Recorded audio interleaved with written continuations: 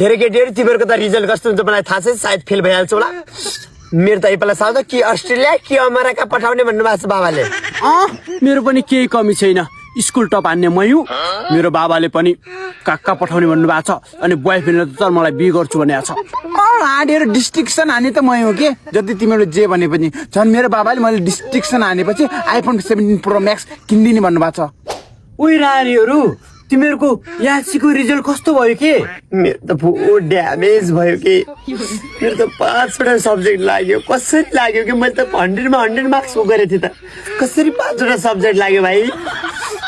बाबाले मलाई मार्छु भन्नुभएको छ विदेशबाट आउँछु भन्नुभएको छ तेरा खुट्टा पनि भाँच्छु तेरा हात पनि भाँच्छु तेरा त मैले जाने छु भन्नुभएको छ म के गर्ने होला पहिले जानु पर्यो के गर्ने त रानीहरू पुरा उही बेलामा त मैले स्कुल टप छु डिस्ट्रिक्सन हान्छु भनेको थिएँ तर के गर्ने लास्ट टाइम त 6वटा विषय लागेको छ 6वटा विषयमा त एनजी आएछ तिमीहरू रानीहरूलाई त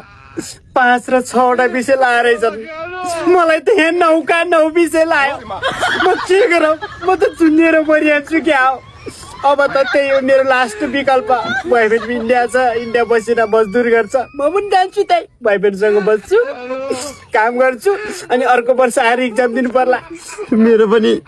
अमेरिका कि अस्ट्रेलिया जाने सपना थियो बाबासँग मैले कुरा गरिसकेँ थिएँ बाबा म एसीमा ऊ भयो भनेपछि मैले पनि होल नेपाल टप गरेँ भनेपछि मलाई कि अस्ट्रेलिया कि अमेरिका पठाउनुलाई भनेको थिएँ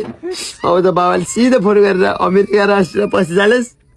पहिला त मसान घाटतिर लाग्नुपर्छ छोरी भन्नुभएको छ मलाई त मारिदिनुहुन्छ होला उही बेलामा मेरो बाबाले मलाई 50-60 हजार रुपियाँ हालिदिनु भएको थियो राम्रोसँग पढेस् राम्रोसँग लेखेस् भनेर अहिले एक्जाममा फेल भएँ एसीमा सबै पैसा माग्नु भएको छ अब म कहाँबाट दिउँ त्यत्रा पैसा म कहाँबाट जुटाम अरे दैया मै मरिगिनु रे कहाँ कट्टी